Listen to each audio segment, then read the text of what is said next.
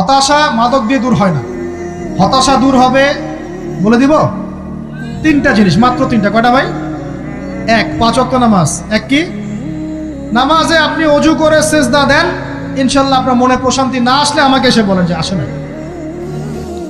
চোখের পানি, মনের আবেগ যা আছে আপনার ভিতরে, কষ্ট, দুঃখ, যন্ত্রণা, সব আল্লাহকে ঢেলে দিবেন ইনশাল্লাহ। নিজের আবেগ ধরে রাখবেন এখানে, আপনি আল্লাহর জন্য ঢেলে দিবেন। মানুষকে আবেগ দেখায় কি না? মানুষ আপনার চোখের পানির মর্ম বুঝবে? মানুষ কি মানুষের চোখের পানির মর্ম বুঝে? আপনার পিতা যদি মারা যায়, আমার কাছে এসে দোয়া চান কান্নাকাটি করে, আমি দোয়া করতে পারবো, কিন্তু আমি কিন্তু আপনার ফিলিংসটা বুঝতে পারবো না। আপনার অনুভূতি কে বুঝতে পারবেন? আল্লাহ পাক আপনার ঘাড়ের রগের চেয়েও কাছে আছেন। সুবহানাল্লাহ, সুবহানাল্লাহ, আল্লাহ পাক ঘাড়ের রগের চেয়ে কাছে আছে। গতকালকে বাংলাদেশের একজন বরেণ্য আলেমের সাথে একটা কনফারেন্সে ছিলাম। উনি বলছিলেন যে এক ব্যক্তি, এটা শোনেন, এক ব্যক্তি খুব তার শখ যে তিনি সাহাবীদের মতো নামাজ পড়া শিখবেন। কথা বুঝতে পারছেন? সাহাবীদের মতো নামাজ শিখবেন। তো একজন বরেণ্য আলেমের কাছে এসেছেন, এসে বলছেন যে আমাকে সাহাবীদের মতো নামাজ শিখিয়ে দেন। তখন সেই আলেম আরেকজন আলেমের সন্ধান দিয়েছেন, যা তুমি তার কাছে যাও, তিনি শেখাবেন। তো সেই ব্যক্তি একটু অবাক হয়েছেন, কারণ যাকে প্রশ্ন করেছিলেন তিনি অনেক বড় মুহাদ্দিস, আর যার কাছে পাঠানো হচ্ছে তিনি অত বড় মুহাদ্দিস নন, কিন্তু আবেদ, আমল করেন। তাকে গিয়ে বলছেন উনি আমাকে পাঠিয়েছেন সাহাবীওয়ালা নামাজ শিখিয়ে দেন। তখন তিনি বলছেন ঠিক আছে, সুন্দর করে ওযু করে আসো, সুন্দর করে ওযু করে আসো। ওযু করার সময় খালি খেয়াল রাখবা যে আমি ওযু করছি শুধু আল্লাহর সন্তুষ্টির জন্য।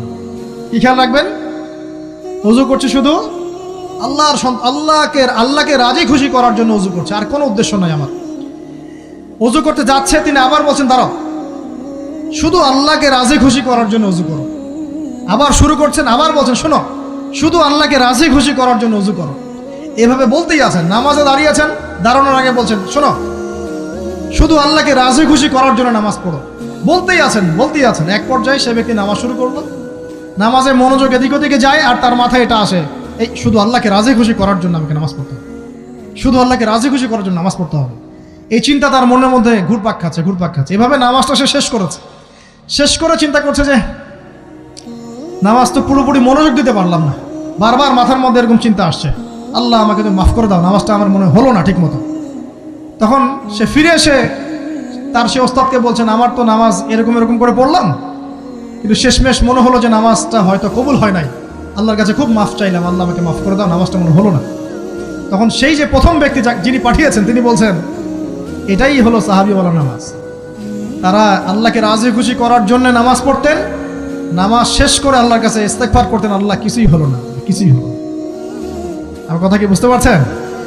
অতএব আল্লাহকে রাজি খুশি করার জন্য আপনি আপনার আবেগ, আপনার ইবাদত সব ঢেলে দিবেন, অন্য কারোর কাছে কিছু পাওয়ার আশা করবেন। আমাকে আল্লাহ পাঠিয়েছেন দুনিয়াতে নামাজ পড়তে, রোজা রাখতে, দিনের প্রচার করতে, দিনের জ্ঞান অর্জন করতে, এই তো। তা আমি একজন মেয়ের জন্য জীবন নষ্ট করে দিব কেন? আমি তাহলে আল্লাহর কাছে কি মুখ দেখাবো, আর নবীর কাছে কি মুখ দেখাবো? ওখানে গিয়ে বলবো আল্লাহ আমি আমার অমুক প্রেমিকার জন্য আশেক হয়ে একদম জীবন দিয়ে দিয়েছি, আত্মহত্যা করেছি। গেছে ভাই, যাইতে দেন। যে ব্যক্তি আপনার অবস্থানকে মূল্যায়ন করে নাই, সে আপনার যোগ্য ছিল না। এখন আপনি কি করবেন? নিজের অবস্থান উন্নত করেন, আপনার পিছনে লাইন ধরে ঘুরবে ইনশাআল্লাহ। এটাই বাস্তবতা। দুনিয়া খুব খারাপ জিনিস। মানুষের অবস্থানকে মূল্যায়ন করে, মানুষের অবস্থানকেই মূল্যায়ন করে, কিন্তু আল্লাহ রাব্বুল আলামিন আপনাকে সর্বাবস্থায় ভালোবাসেন। আলহামদুলিল্লাহ। এই যে আমরা এখন অনেক পাপ করছি না, আল্লাহ কি আমাদেরকে আযাব দিয়ে ধ্বংস করে দিয়েছেন? আল্লাহ পাক এখনো আমাদেরকে ভালোবাসেন, রহম করেন, আল্লাহ পাক অপেক্ষা করছেন কখন তওবা করবে, আমি তওবা কবুল করব। এই কখন আমার বান্দা খালি একবার বলে আস্তাগফিরুল্লাহ, আল্লাহ পাক সাথে সাথে মাফ করে দেবেন। আর সেই আল্লাহকে ভুলে আপনি কার পিছনে ছুটছেন? আমরা কিন্তু নিয়াত করতে পারি ভাই যে আমরা যারা ওয়াজ শুনলাম জীবনে কোনোদিন সিগারেটে হাত দিব না ইনশাআল্লাহ। রাজি আছি ভাই? অন্য বড় বড় জিনিস তো বহুত দূরের কথা। আচ্ছা, অনেকে রাজি হয় নাই কেন? আপনারা কি অলরেডি আসক্ত? আমি অনেক ভাইকে দেখেছি মাশাআল্লাহ ইফতার খুলেই একদম বেনসন টানা শুরু করে।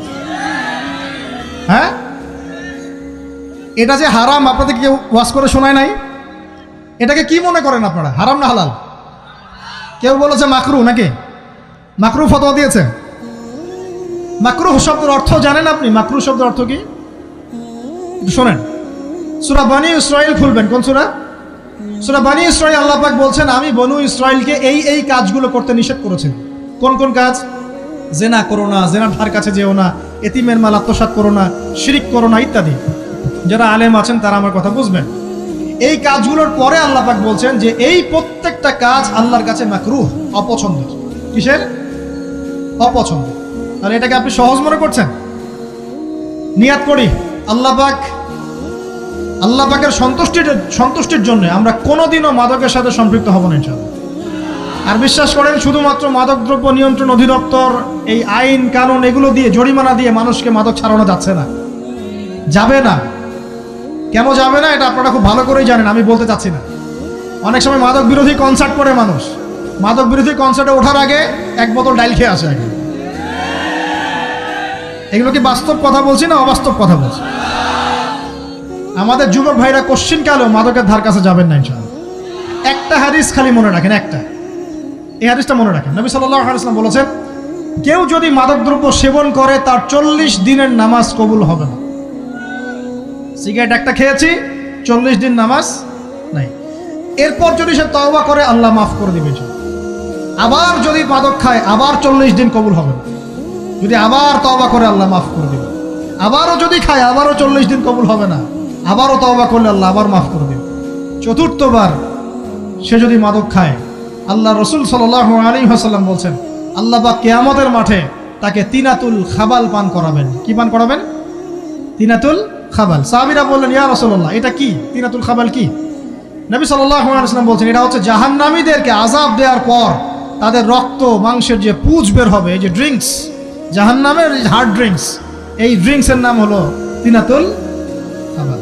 আল্লাহ পাক আমাদের সবাইকে মাদক থেকে বাঁচিয়ে রাখুন। আমল হচ্ছে কোরআন তেলাওয়াত। যে ব্যক্তি কোরআন তেলাওয়াত করতে পারে নিয়মিত, তার মনের মধ্যে এই হতাশা, এই ভীরুতা, এই কাপুরুষতা কিচ্ছু আসবে না ইনশাআল্লাহ। আমি গ্যারান্টি দিচ্ছি আপনাকে, হতাশা আসবেই না আপনার মনে যদি আপনি কোরআন বুঝতে পারেন। কোরআনের একটা আয়াত নিয়ে কোনো সময় দেখা যায় 2-3 ঘন্টা সময় পার হয়ে যাচ্ছে, আয়াতটা ছেড়ে সামনে যেতে পারছি না। কোরআনের ভিতরে ঢুকলে আপনি দুনিয়ায় ভুলে যাবেন কি হচ্ছে আশপাশে। আমি এমন অনেক আলেমকে দেখেছি যে একটা বই, পাতলা একটা বই, আরবি বই নিয়ে পড়া শুরু করেছেন, যে ফজরের পরে জোহরের ওয়াক্ত হয়ে যাচ্ছে, বইটাই শেষ করতে পারেননি। বুঝতে পারবেন না, যখন আপনি ইলমের ভিতরে ঢুকে যাবেন, কোরআনের ভিতরে, হাদিসের ভিতরে, আপনার দুনিয়ার খেয়ালই নাই। একজন আলেম, তিনি এক রাত্রে একটা বই লিখেছিলেন, চটি বই, এক রাত্রের মধ্যে। বলা হচ্ছে, তার সম্পর্কে বলা হচ্ছে যে রাতের খাবার তাকে দেয়া হয়েছে, যে আপনি এটা খেয়ে নেন। খাবারটা পাশেই আছে, খাবারটা খাবো, এটা লিখে খাবারটা খাবো, এরকম তার চিন্তা ছিল। ফজর হয়ে গেছে, বই লেখাও শেষ, খাবার এই অবস্থায় পড়ে ডুবে গেছেন ভিতরে, খাওয়ার মাথায় খেয়াল নাই। এরকম হয়। একজন মনীষী, বিখ্যাত মনীষী, রিয়াদুস সালেহীন কিতাবের রাইটার, সংকলক আল্লামা নববী রাহিমাহুল্লাহ, এরকম সারা রাত চলে গেছে, পাশে 2টা খেজুর, ওই 2টা খেজুর খাওয়ারই সময় পান। হাদিস নিয়ে গবেষণা করতে রাত পার হয়ে গেছে। আমি বলতে চাচ্ছি, যখন ইলমের ভিতরে, কোরআন হাদিসের ভিতরে ঢুকে যাবেন, আপনার দুনিয়ার খেয়াল আপনার চলে যাবেন ইনশাআল্লাহ। এই টেনশন, হতাশা, এই সেই বাদ, তখনই আল্লাহ পাক আপনাকে তার পক্ষ থেকে রহমত দিবেন, বরকত দিবেন। আল্লাহ আপনার দুনিয়ার কাজগুলো করে দিবেন ইনশাআল্লাহ। তখন দেখবেন কেউ আপনার দুনিয়ার ওই কাজটা করে দিয়েছে, কেউ ওই কাজটা করে দিয়েছে, কেউ বাসায় খাবার পাঠিয়ে দিয়েছে, আল্লাহ পাকই এগুলো করাই দিবেন ইনশাআল্লাহ। তো প্রিয় ভাইরা, মাদকে যাব না আল্লাহর কাছে আসবো? 2 নাম্বার কোরআন তেলাওয়াত, 3 নাম্বার আল্লাহর জিকির। 3 নাম্বার কি ভাই? আল্লাহর জিকির। চলতে ফিরতে সব সময় মুখ চলতে থাকবে, মুখ না চললেও মনে মনে মন তাজা থাকবে, মনে মনে জিকির হতে থাকবে। মনে মনে জিকির করতে পারেন? মুখ নড়বে না, কিন্তু মনে মনে আপনার একটা জিকির হতে থাকবে, সুবহানাল্লাহ, আলহামদুলিল্লাহ, লা ইলাহা ইল্লাল্লাহ, আল্লাহু আকবার। পারা যাবে? পারে। মানুষের মন কখনো চুপ করে থাকে না, কিন্তু মানুষের মন অলওয়েজ কিছু না কিছু চিন্তা করতে থাকে না, যতক্ষণ না ঘুমায় মানুষ। তো প্রিয় ভাইরা, বেশি বেশি জিকির করবো, সুবহানাল্লাহ, আলহামদুলিল্লাহ, লা ইলাহা ইল্লাল্লাহ, আল্লাহু আকবার, লা হাওলা ওয়ালা কুওয়াতা ইল্লা বিল্লাহ, এগুলো চলতে থাকবে। আল্লাহ পাক তৌফিক দান করুন, আমিন। আমরা আমাদের সমাজে যুবকদেরকে এরকম টিকটকে দেখছি, অনলাইনে আসক্ত দেখছি, জেনায় আসক্ত দেখছি, পর্নোগ্রাফিতে আসক্ত দেখছি। আমরা দেখছি আমাদের যুব সমাজকে মাদকে আসক্ত, কিশোর গ্যাংয়ে আসক্ত। এইগুলো কি আমাদের কাম্য ছিল ভাই? আমাদের কাম্য ছিল? এই অবস্থায় কি যুব সমাজ আল্লাহ পাকের দ্বীনের পতাকা হাতে নিয়ে আল্লাহর জমিনে দিন কায়েম করতে পারবে কিনা একটু আমাকে উত্তর দেন দেখি। এখন এই অবস্থায় পারবে? অতএব অবস্থার উন্নতি করতে হবে কিনা? উন্নতির জন্য রাজি আছি কিনা ইনশাআল্লাহ? আমরা চাই কি আল্লাহ পাকের দিনটা আল্লাহর জমিনে প্রতিষ্ঠা লাভ করুক, আল্লাহর দিন সবার ঘরে ঘরে পৌঁছে যাক, আল্লাহ পাকের দিনের যে সৌন্দর্য সবাই সেটাই, এই সৌরভটা সবাই পাক, আমরা চাই কিনা? সমাজে শান্তি প্রতিষ্ঠা হোক, আবার সেই রাসূলের মতো যুগ চলে আসুক, আমরা চাই কিনা? অতএব আমাদের সবাইকে যৌবনের এই প্রলোভনগুলো থেকে বেরিয়ে এসে আল্লাহ পাকের ইবাদতে আত্মনিয়োগ করতে হবে। আল্লাহ পাক আমাদের সবাইকে তৌফিক দান করুন, বলি আমিন।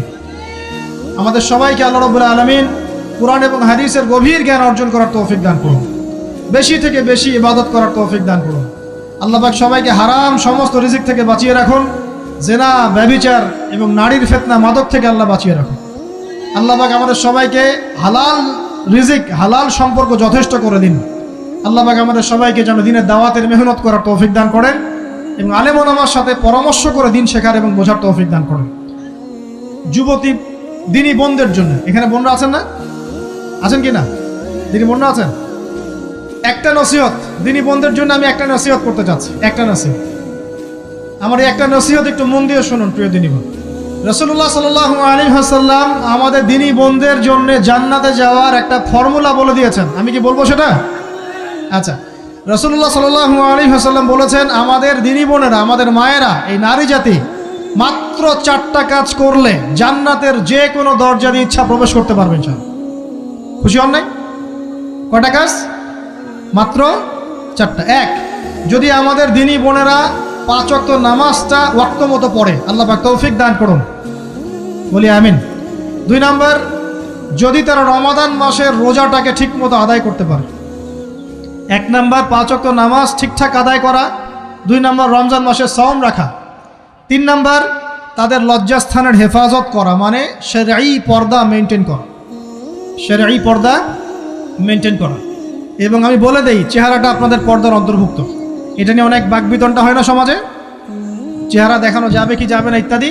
চেহারা আপনার পর্দার অন্তর্ভুক্ত বিষয়, ফুল স্টপ। এর উপরে ফতোয়া অনেকভাবে দিচ্ছে, কিন্তু বরেণ্য উলামায়ে কেরামের কিতাবগুলো ঘাটাঘাটি করেন, তাদের ফতোয়া হচ্ছে চেহারা আপনার পর্দার অন্তর্ভুক্ত বিষয়, চেহারা ঢেকে রাখবেন, আল্লাহ পাক তৌফিক দান করুন।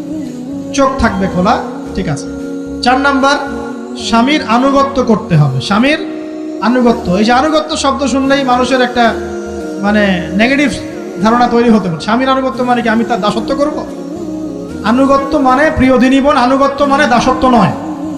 আনুগত্য মানে কোরআন সুন্নাহর যে বিধানগুলো আপনার স্বামী আপনাকে পালন করতে বলবে, আপনি সেগুলো করবেন, আপনি করতে বাধ্য।